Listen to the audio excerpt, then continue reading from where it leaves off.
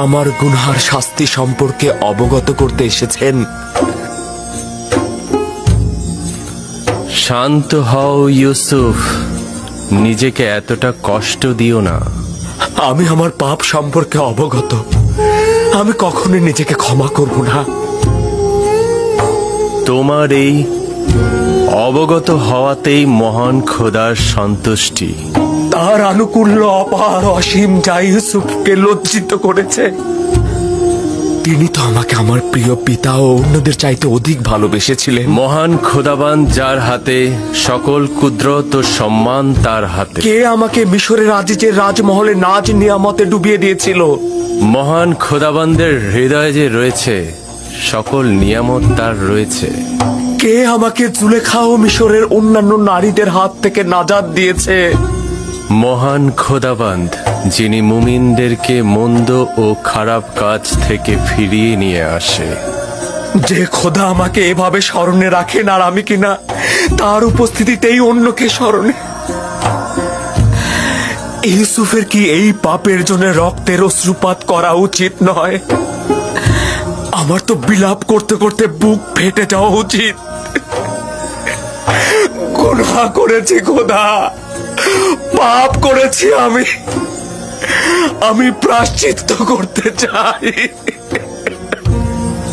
যদি ইউসুফ তার নিজের ভুলের জন্য এই রূপ অনুতপ্ত না হতো, একইভাবে মহান খোদার দরবারে আনুগত্য পোষণ না করত, তাহলে খোদার আনুকূল্য থেকে বিচ্যুত হয়ে যেত, নবুয়াতের মাকাম থেকে বিচ্যুত হতো। সিদ্ধান্ত ছিল ইউসুফ 1 বছর জেলখানায় থাকবে, কিন্তু এখন এটা 7 বছর বৃদ্ধি করা হয়েছে যেন ইউসুফ তার পাপের প্রায়শ্চিত্ত করে এবং কারাবন্দীদের হেদায়েত দান করে, কারণ ভবিষ্যতে ইউসুফের অসংখ্য বন্ধু দরকার হয়ে পড়বে। আমি কারাগার আলিঙ্গন করছি, এমনকি যদি সমস্ত জিন্দেগি হয়।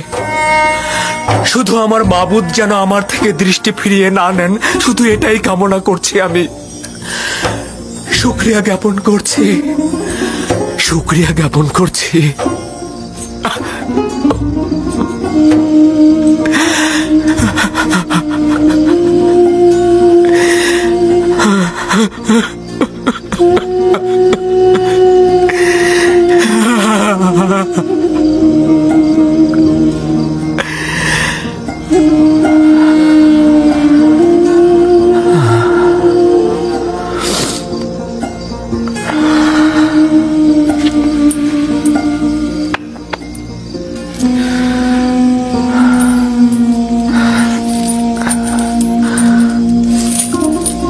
আমি দুঃখিত, তোমাদের ঘুমের ব্যাঘাত ঘটালাম।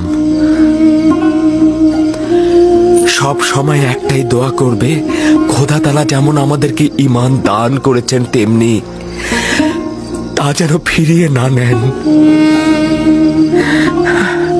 সব সময় বলবে, হে পরওয়ারদিগার, আমাকে হেদায়েতের পর আমার অন্তরকে ধ্বংস ও অন্ধকারে নিক্ষেপ করো না।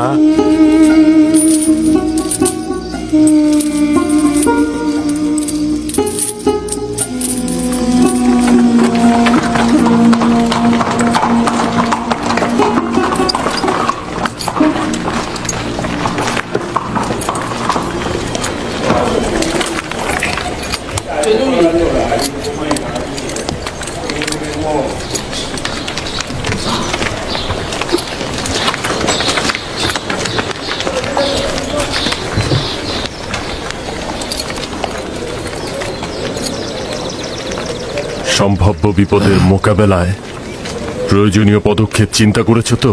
জি আলে জনাব, সিপাহী ও গোলামগণ সশস্ত্র অবস্থায় আছে, আর আমাদের কিছু লোক সাধারণ মানুষের সাথে মিশে আছে। তারা শুধু আদেশের অপেক্ষায় আছে। চেষ্টা করবে নিজেকে সংযত রাখতে, বেহুদা রাগারাগি একদম করবে না।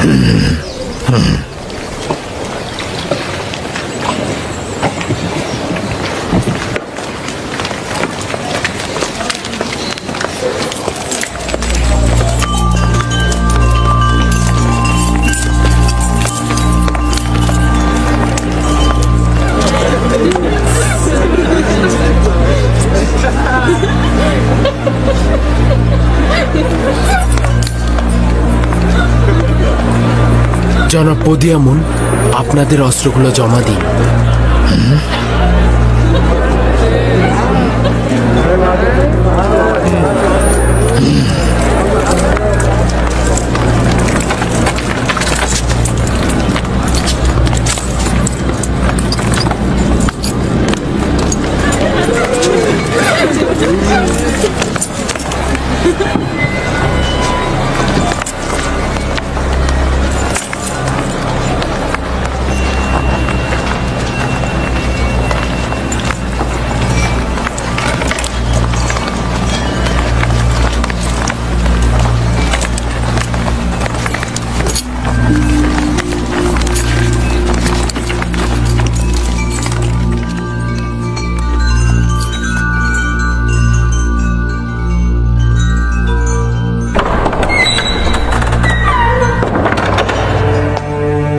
মিশর দেশের মহান বাদশাহ মহান খোদা তৃতীয় আমের হতে প্রবেশ করছেন।